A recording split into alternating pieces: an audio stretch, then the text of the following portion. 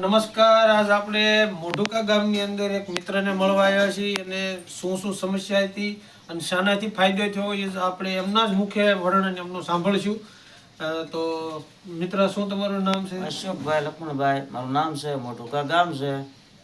અને હું આરસીએમમાં મને નરેશભાઈએ વાત કરી એટલે એ કે એમાં આરસીએમની તેલને એ પ્રોડક્ટ બધી વાપરો અને ગામમાં ટીકડી વાપરો.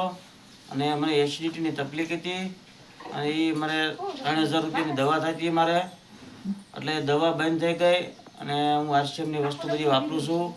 અને આ તેલ છે, તેલ આરસીએમનું આવડું આ તેલ છે, તેલ હું ખાઉં છું.